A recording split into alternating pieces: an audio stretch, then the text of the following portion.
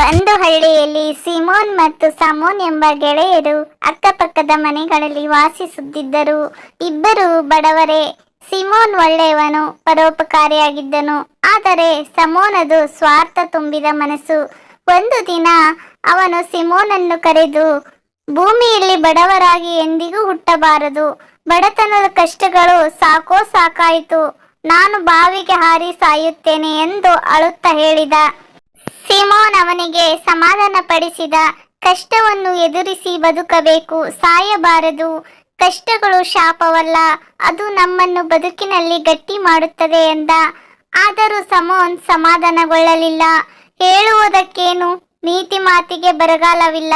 ಹಾಗೆಂದು ಕೈ ಬಿಚ್ಚಿ ಸಹಾಯ ಮಾಡುವವರು ಒಬ್ಬರೂ ಇಲ್ಲ. ನೀನು ಅಷ್ಟೇ ಎಂದು ತಿರಸ್ಕಾರ ತೋರಿಸಿದ. ಒಳ್ಳೆಯವನಾದ ಸಿಮೋನ್, ಅಯ್ಯೋ ದೇವರೇ, ನಾನು ಸಹಾಯ ಮಾಡುವುದಿಲ್ಲ ಅಂದೇನೆ. ನನ್ನ ಬಳಿ ಒಂದು ಕತ್ತೆ ಇದೆ. ಅದು ನನ್ನ ಏಕಮಾತ್ರ ಆಸ್ತಿ. ಅದರಲ್ಲಿ ಸರಕುಗಳನ್ನು ಸಾಗಿಸಿ ಬಂದ ಬಾಡಿಗೆಯಲ್ಲಿ ನನ್ನ ಜೀವನ ಸಾಗುತ್ತಿದೆ. ಈ ಕತ್ತೆಯಲ್ಲಿ ನಿನಗೂ ಅರ್ಧ ಹಕ್ಕು ನೀಡುತ್ತೇನೆ.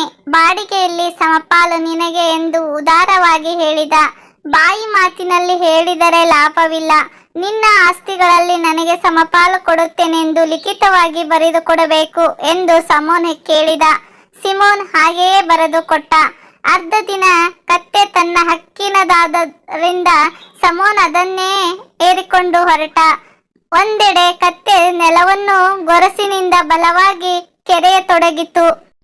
ಸಮೋನ್ ಅನುಮಾನದಿಂದ ಅಲ್ಲಿ ಪರೀಕ್ಷಿಸಿದಾಗ ಮಣ್ಣು ಸಡಿಲವಾಗಿರುವುದು ಕಾಣಿಸಿತು. ಮಣ್ಣನ್ನು ತೆಗೆದಾಗ ಅವನ ಕಣ್ಣುಗಳನ್ನೇ ನಂಬಲಾಗದ ಅಚ್ಚರಿಯೊಂದು ಕಾದಿತ್ತು. ಒಳಗೆ ಯಾವುದೋ ಕಾಲದ ಚಿನ್ನದ ನಾಣ್ಯಗಳು, ವಜ್ರ ವೈಡೂರ್ಯಗಳು ತುಂಬಿದ್ದವು. ಅದೆಲ್ಲವನ್ನು ಸಮೋನ್ ತೆಗೆದುಕೊಂಡು ಬಂದ. ಸಿರಿವಂತಿಕೆ ಅವನಿಗೆ ಒಲಿದು ಬಂದಿತು.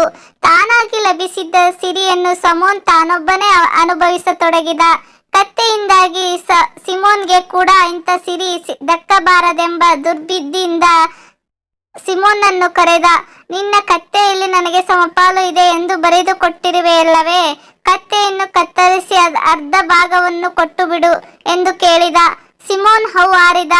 ಕತ್ತೆಯನ್ನು ಕತ್ತರಿಸಿದರೆ ಅದು ಬದುಕುವುದುಂಟೆ? ಅವನು ಸಮೋನ್ ಬಳಿ, ನನಗಿರುವುದು ಅದೊಂದೇ ಜೀವನಾಧಾರ. ದಯವಿಟ್ಟು ಹೀಗೆ ಕೀಳಬೇಡ ಎಂದು ಪ್ರಾರ್ಥಿಸಿದ. ನಿನ್ನ ಆಸ್ತಿಯಲ್ಲಿ ನನಗೆ ಸಮಭಾಗವಿದೆ ಅಂತ ಬರೆದು ಕೊಟ್ಟಿರುವೆ. ನೀನು ಅದಕ್ಕೆ ತಪ್ಪುವಂತಿಲ್ಲ. ತಪ್ಪಿದರೆ ನ್ಯಾಯಾಧಿಕಾರಿಯ ಬಳಿ ಹೋಗಿ ದೂರು ಕೊಟ್ಟು ಶಿಕ್ಷೆ ಕೊಡಿಸುತ್ತೇನೆ ಎಂದು ಸಮೋನ್ ಬೆದರಿಸಿದ. ವಿಧಿ ಇಲ್ಲದೆ ಸಿಮೋನ್ ಕತ್ತೆಯನ್ನು ಕತ್ತರಿಸಿ ಅರ್ಧ ಭಾಗವನ್ನು ಅವನಿಗೆ ನೀಡಿದ. ಸಮೋನ್ ಕತ್ತೆಯ ಮಾಂಸವನ್ನು ತನ್ನ ನಾಯಿಗಳಿಗೆ ಹಾಕಿಸಿದ. ಒಂದೆರಡು ದಿನ ಕಳೆಯಿತು. ಸಿಮೋನ್ ಮನೆಗೆ ಸಮೋನ್ ಬಂದ. ನಿನ್ನ ಆಸ್ತಿಯಲ್ಲಿ ನನಗೆ ಸಮಪಾಲು ಇದೆ ಅಂತ ಬರೆದು ಕೊಟ್ಟಿರುವುದನ್ನು ಮರೆಯಬೇಡ. ನಿನ್ನ ಮನೆಯಲ್ಲಿ ನನಗೂ ಸಮಾನ ಹಕ್ಕಿದೆ ತಾನೆ? ನನ್ನ ಭಾಗದ ಮನೆಗೆ ಬೆಂಕಿ ಹಚ್ಚಿ ಅದರ ಬೂದಿಯನ್ನು ಒಯ್ಯಲು ಬಂದಿದ್ದೇನೆ ಎಂದು ಕೋರಿದ. ಸಿಮೋನ್ ಗಾಬರಿಯಿಂದ, ಬೆಂಕಿ ಹಚ್ಚಿದರೆ ಇಡೀ ಮನೆ ಉರಿಯುವುದಲ್ಲವೇ? ನನಗೆ ವಾಸಕ್ಕೆ ಬೇರೆ ನೆಲೆ ಇಲ್ಲ. ದಯಮಾಡಿ ಮನೆಯನ್ನು ಸುಡಬೇಡ ಎಂದು ಬೇಡಿದ. ಮಾತಿಗೆ ತಪ್ಪಿದವನಿಗೆ ಏನು ಶಿಕ್ಷೆ ಎಂಬುದು ನಿನಗೆ ತಿಳಿಯುವಂತೆ ಮಾಡುತ್ತೇನೆ. ನನ್ನ ಜೊತೆಗೆ ನ್ಯಾಯಾಧಿಕಾರಿಯು ಬಳಿಗೆ ಬಾ ಎಂದು ಅವನನ್ನು ನ್ಯಾಯಾಲಯಕ್ಕೆ ಎಳೆದುಕೊಂಡು ಹೋದ. ಸಿಮೋನ್ ತನ್ನ ಆಸ್ತಿಯಲ್ಲಿ ಸಮಭಾಗ ಕೊಡುವುದಾಗಿ ಬರೆದು ಕೊಟ್ಟಿದ್ದ ಪತ್ರವನ್ನು ಸಮೋನ್ ನ್ಯಾಯಾಧಿಕಾರಿಗೆ ತೋರಿಸಿದ. ಈಗ ಅವನು ಮನೆಯಲ್ಲಿ ಸಮಭಾಗ ಕೊಡಲು ನಿರಾಕರಿಸುತ್ತಿದ್ದಾನೆ. ತನಗೆ ಸಮಾನ ನ್ಯಾಯ ಒದಗಿಸಬೇಕೆಂದು ಪ್ರಾರ್ಥಿಸಿದ. ನ್ಯಾಯಾಧಿಕಾರಿ ದೈನ್ಯಾವಸ್ಥೆಯಲ್ಲಿ ನಿಂತಿದ್ದ. ಸಿಮೋನ್ ಹಾಗೂ ಸಿರಿವಂತಿಕೆಯಿಂದ ಸೊಕ್ಕಿದ್ದ ಸಮೋನ್ ಇಬ್ಬರನ್ನು ನೋಡಿ ಪರಿಸ್ಥಿತಿಯನ್ನು ಅರ್ಥ ಮಾಡಿಕೊಂಡು, ಸರಿ, ನಿನಗೆ ನ್ಯಾಯ ಸಿಗುತ್ತದೆ. ಅದಕ್ಕೆ ಮೊದಲು ನಾನು ಅದು ಆಳವಾದ ಬಾವಿಗೆ ಒಂದು ಚೆಂಡನ್ನು ಎಸೆಯುತ್ತೇನೆ. ಇಳಿದು ಅದನ್ನು ತರಬೇಕು ಎಂದು ಹೇಳಿದ. ಸಮೋನ್ ಬಾವಿಗೆ ಇಣುಕಿ ನೋಡಿದ. ತುಂಬಾ ಆಳವಾಗಿತ್ತು. ಮೇಲಿನಿಂದ ಹಗ್ಗ ಹಿಡಿದು ಯಾರಾದರೂ ಸಹಾಯ ಮಾಡಿದರೆ ಮಾತ್ರ ಇಳಿಯಬಹುದು ಎಂದು ನ್ಯಾಯಾಧಿಕಾರಿ ಸಿಮೋನನ್ನು ಕರೆದು ಹಗ್ಗ ಹಿಡಿದು ನೆರವಾಗಲು ಹೇಳಿದ. ಆದರೆ ಸಮೋನ್ ಬಾವಿಗೆ ಇಳಿದ ಕೂಡಲೇ ಹಗ್ಗವನ್ನು ಮೇಲಕ್ಕೆ ಎಳೆಯಲು ತಿಳಿಸಿದ. ಕೆಳಗಿನಿಂದ ಸಮೋನ್ ಹಗ್ಗವನ್ನು ಇಳಿಸಲು ಕೂಗಿದ. ಆಗ ನ್ಯಾಯಾಧಿಕಾರಿ, ನಿನಗೆ ಸಿಮೋನ್ ಯಾಕೆ ಹಗ್ಗವನ್ನು ಕೆಳಗಿಳಿಸಬೇಕು ಎಂದು ಕೇಳಿದ.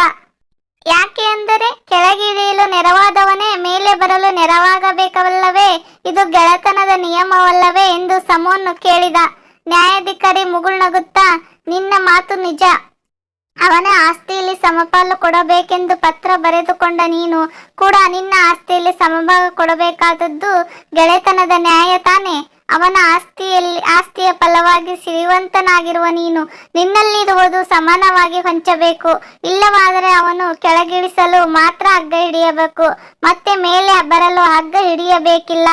ಗೆಳೆತನ ಎಂದರೆ ಸಮಾನತೆ ಎಂಬುದು ನಿನಗೆ ಒಪ್ಪಿಗೆ ಇಲ್ಲವಾದರೆ ನೀನು ಅಲ್ಲಿಯೇ ವಾಸವಾಗಿರು ಎಂದು ನ್ಯಾಯಾಧಿಕಾರಿಯು ತೀರ್ಮಾನವನ್ನು ತಿಳಿಸಿದ. ಸಮೋನ್ಗೆ ಬದುಕಬೇಕಿದ್ದರೆ ತನ್ನ ಆಸ್ತಿಯಲ್ಲಿ ಸಿಮೋನ್ಗೆ ಸಮಭಾಗ ಕೊಡದೆ ಬೇರೆ ದಾರಿ ಇರಲಿಲ್ಲ. ಹಗ್ಗದ ನೆರವಿನಿಂದ ಮೇಲೆ ಬಂದು ಆಸ್ತಿಯಲ್ಲಿ ಸಮಭಾಗ ಮಾಡಿಕೊಂಡ. ಕೇಳಿದ್ರಲ್ಲ ಫ್ರೆಂಡ್ಸ್ ಈ ಕಥೆನ. ಈ ವಿಡಿಯೋ ಇಷ್ಟ ಆದರೆ ಲೈಕ್ ಕೊಟ್ಟು ಸಬ್ಸ್ಕ್ರೈಬ್ ಮಾಡೋದನ್ನ ಮತ್ತು ಶೇರ್ ಮಾಡೋದನ್ನ ಮಾತ್ರ ಮರಿಬೇಡಿ. Thank you for watching.